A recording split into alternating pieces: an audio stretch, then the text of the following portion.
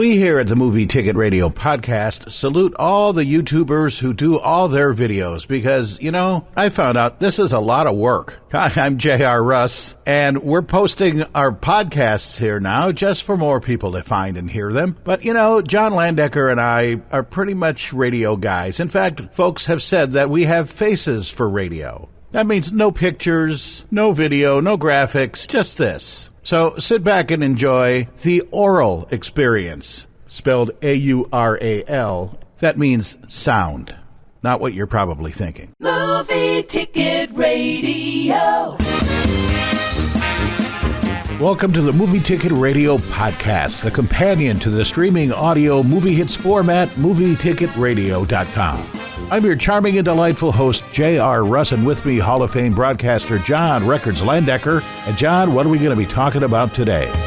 The Holiday, but I'm not familiar with this one. Well, to tell you the truth, neither am I. Oh. But actually, pretty big stars here. Cameron Diaz, Kate Winslet, Jude Law, and Jack Black. Yeah. So, star-studded movie, but not necessarily a big movie. I guess, yeah, but it's maybe one to check out. Yeah, and a bunch of songs. I mean, if nothing else, just for the soundtrack. We've got all kinds of stuff in here. It's a 2006 movie, by the way, and it opens up with the song 1988, which is written by Ennio Morricone, who wrote some of the Clint Eastwood stuff, and I think Night Drive also. But it's playing on a car radio just before the main characters of Iris and Miles first meet. So that's how you're introduced to the music in this movie. I see. And then, very big song from 1984, George Michael's Last Christmas. Performed by Wham. Bam, thank you, ma'am. And as Deadpool said, Wham, with an exclamation point. Yes, and they deserved it, too. Yep. And then It May Be Winter Outside. But in my heart, it's spring? Yeah, it's a 1966 song by Barry White and Paul Politti with the Love Unlimited Orchestra. In 1966? Yeah, that's like Never just heard getting of it. started. No, but Never heard of it. something to listen for. Mm-hmm. And then James Taylor did a song in here, his version of Have Yourself a Merry Little Christmas, a song from 1944 written by Ralph Blaine and Hugh Martin. Now, The Best of My Love. The Eagles? No, The Emotions. Yep, Al McKay and Maurice White doing that hit from 1977. Yeah, I'm the best of my love. Oh, sorry.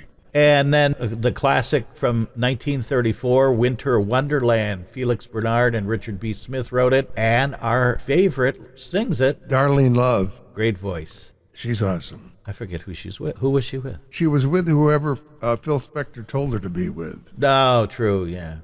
Yeah, she was with the Crystals. I forget who else. Yeah. Maybe Bobby Sox and the Blue Jeans or something. Yeah. And then the Brenda Lee song. Rockin' around that Christmas tree. There's a song from 1958, written by Johnny Marks. You know, you write a song, a Christmas song that becomes a hit, it's never going to go away. Ever. It's, if you will, evergreen. Indeed. But not Evergreen by Barbra Streisand. And then Mr. Brightside. The Killers. Brandon Flowers, Dave Kenning, Mark Stormer, and Vinnie Venucci, writer there. And then a great song by the Spinners from 1970. It's a Shame. Oh, written by Stevie Wonder and Sarita White and Lee Garrett. Performed by the Spinners. Yeah. And then Are You Gonna Be My Girl? This is a rockin' tune by Jet. Really, I've never heard it. The only one I'm familiar with by Jet is Oh, Look What You've Done, which is a real kind of a slow ballad. And Are You Gonna Be My Girl is a great tune. Oh, yeah? Yeah. The Holiday Studio Orchestra is here. Hey, Google, play Are You Gonna Be My Girl by Jet. I found a few orchestras near you. Okay, Google, stop. Not you. The other one. Forget it. I got two of them in here, and one of them keeps answering, and I don't want it to. One is a tablet with Siri, and I don't know why now all of a sudden Google works on it. I don't know. Oh, you got me. And then Wade in the Water by Ramsey Lewis. Yep. And I've never heard this version, but I've heard it by Herb Alpert and the Tijuana Oh, Brass. no, it was a hit. Yeah? Wade in the Water by Ramsey Lewis was a hit. Yes, the Ramsey Lewis Trio. Yeah. Okay, good one. Yeah. And then Fight of the Foo Birds. Wow. Count Basie in the orchestra. Neil Hefti, who did the Batman theme for the TV show, wrote it, Got to check that out. 1957. We'll check that out, too. Here, maybe I can make it work now. Okay, Google, play Fight of the Foo Birds by Count Basie. Flight of the Foo Birds by Count Basie. Sure.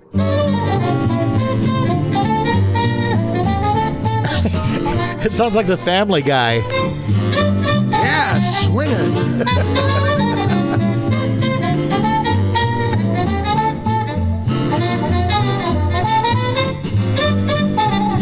Okay, Google, stop.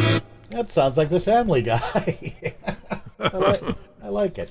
All right. Probably what influenced Seth MacFarlane. Could be. Hey, shout out, Seth. Yeah, And I said Fight of the Foo Birds. It's Flight of the Foo Birds. that makes sense. Although you've seen a couple birds fighting over a worm, it could happen. By the way, when it comes to those worms, I understand the early bird gets it. Usually, that's Yeah. the way it happens. Cheryl Lynn with a pretty good-sized hit from 1978, Got to Be Real. David Foster, Oh, wow. David Patch, and Yeah. Cheryl Lynn co-writers on that. Got to be real. And then a pretty big hit from 74 by Al Green. Sha-la-la, make me happy. Yeah. And a song that I guess was first done by Marilyn Monroe, Santa Baby, By Marilyn Monroe? isn't it? 1953? I thought it was Eartha Kitt. Very possible. Okay, I'll go with you on that one. But of course, the biggest hit of recent times was Madonna, and this one's Kylie Minogue, Right, whose right. big hit was The Locomotion. That's right. Joan Javits, Philip Springer, and Tony Springer, the writers. The Springer brothers working on Santa Baby. And then the theme from Chariots of Fire. Oh, what a great theme that is, too. Odd to be in there. Vangelis, Yes. 1981 theme. And then the traditional Have Yourself a Merry Little Christmas from 1944, done by Ella Fitzgerald, written by Ralph Blaine and Hugh Martin. And then here's one movie saluting another, The Raiders March from 1981, John Williams from Raiders of the Lost Ark. Which is a perfect Christmas song. Oh, ideally, that's what I think of every Come time. on now. Yes. Because if you can't give the Ark of the Covenant to somebody on the most sacred Christmas day, you know, what good are you?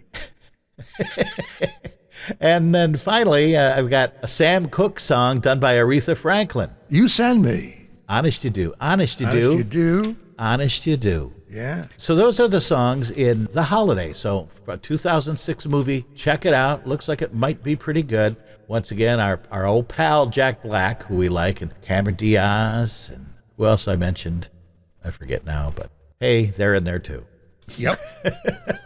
Now, the last one, I'm going to start a fight here, John. I don't know if it's going to be with you or with somebody. Is Die Hard a Christmas movie? Well, it's a movie that certainly happens during the Christmas season. But the plot doesn't have anything to do with Christmas. No. So I suppose it's a matter of personal taste. Yeah, and there are also Christmas songs in the movie. Right. I don't think I've ever said, you know, I feel like getting into the holiday spirit. I think I'm going to watch Die Hard. You're right. But this is Yeah. why we talk about Christmas music in movies. And there are traditional songs, like the Spinner song, that are in a Christmas movie. And then there are songs. iHeartRadio. Shut up. God, she's just. Okay, Google, stop. Siri, stop. Not Siri. What's her name? Alexa, stop. God. It's Siri, Google, and Alexa. Like the three wise boxes. Some new singing group. Siri, Google, and Alexa went out on a walk one day.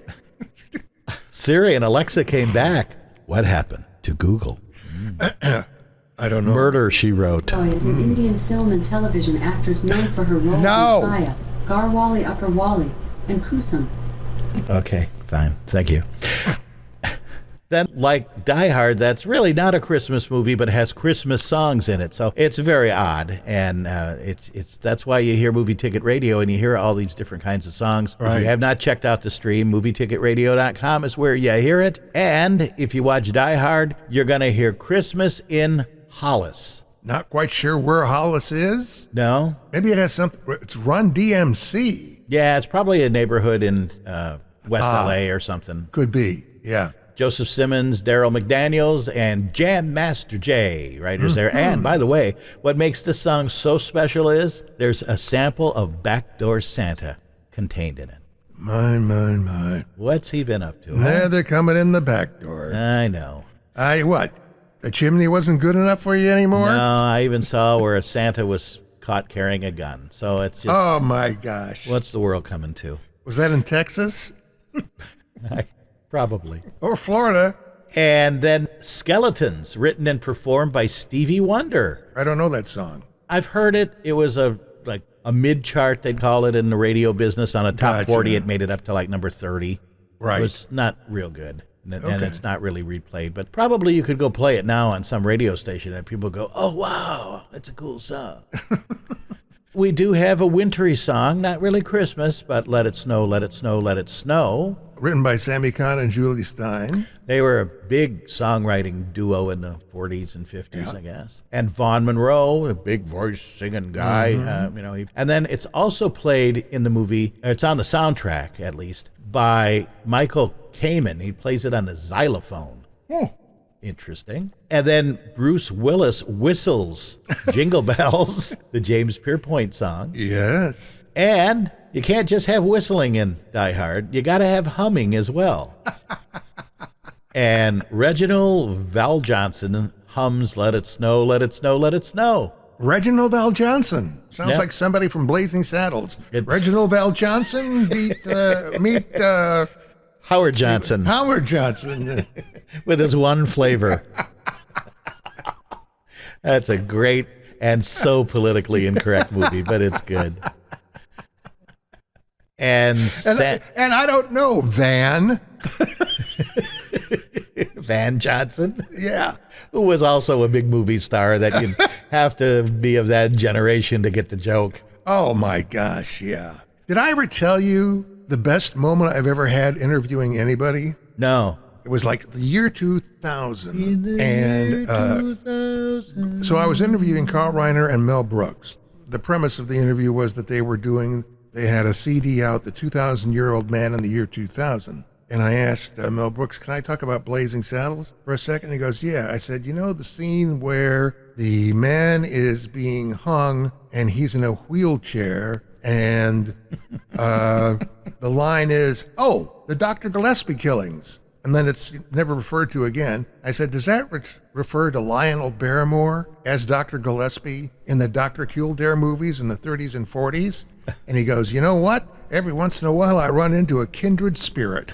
No one has ever asked me that question. Wow. And that's absolutely right. And I felt like I had just been given the keys to the kingdom. No kidding. Yeah. Well, I also have a little bit of Blazing Saddles cred. Yes? And that is, I had an interview with Frankie Lane when I was working at this big band radio station. Oh, yeah. And, of course, he did all these big Western songs. Yes. And I said, well, what about the theme for Blazing Saddles? He says, Mel Brooks ran into me someplace in L.A. and he asked me if I'd do this movie. And I said, I don't know. I'm really busy. I got the schedule going. I don't know if I'm going to have time to do it or something. He said, think about it. Well, yeah, I'll send the music over. You check it out. And he said, after that, I had enough time. So I was in the studio and I had the lyrics there. So we went ahead and we did the song. And it's got the whip cracking, and it's just like traditional Western, because that's what Mel Brooks said. Yeah, it's a Western. So I had that big feeling in there. So I'm over in Italy shooting a movie about a year later, and the movie finally comes out. So, Blazing Saddles, I'm going to go see it. And I went in there, and I saw what that movie was, and I thought, you son of a bitch. It's probably the best song, probably the most iconic song that he's done. The theme from Blazing Saddles is just awesome. Yeah, and just the way it opens the movie with the Old West out there. Yeah. It just looks like it's going to be a real dyed-in-the-wool Western, and who knew what it was going to be after that. Exactly. And another sidebar with I'm probably, 2 degrees away from Mel Brooks, and that is when I was in Maryland, I was actually doing radio station research at this company called Arbitron, which has now been bought by Nielsen. Most people have heard of the Nielsen ratings. And we used to do the audits of the diaries that people would write down what radio station they listened to. And there was a guy working with me, and he was a young guy, and his name was George Gipe.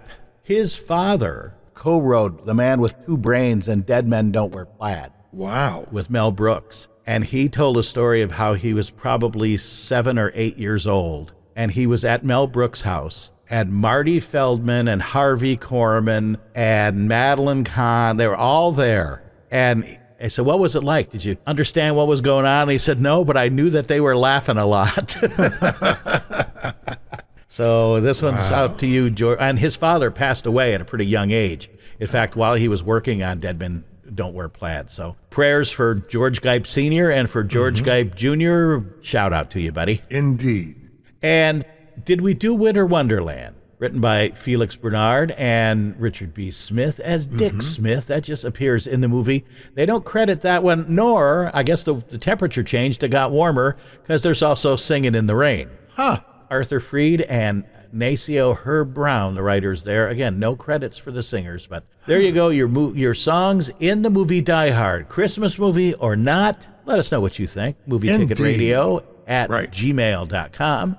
Check out MovieTicketRadio.com. Like, share this podcast, let people know you like it, and I think we get back on track, if not next week, after the new year at least, John. Okay, yeah. And I think we promised The Martian last time. You mean The Martian personally or the movie? Both. Right. So that's going to be something to stay tuned for, to see if a Martian actually appears. That would be wonderful. Maybe a Martian will call your radio show. You never know. Yep. It's possible. Our signal does get out. So once again, thank you very much for listening. Have a Merry Christmas, Happy Hanukkah, Happy Kwanzaa, Hanukkah's over, but hey, Merry whatever you celebrate. Just have fun, be safe, wear a mask, get vaccinated for Pete's sake, stop starting a fight. And, really? Let's get all this over with and get things back to somewhere normal next year. Amen to that. All right. I'm J.R. Russ. I'm John Landecker. Bye. Bye-bye. Talk to you next year. The old jokes are the best, aren't they, John? What do you want for Christmas, little boy? How about a nice football? Oh, no. Okay. What was I doing? Wake up, stupid. Wake up. No. No, I want an officer red undercover knife to 200 millimeter rifle. You'll shoot your eye out, kid. Merry Christmas. Ho, ho, ho. Movie Ticket Radio.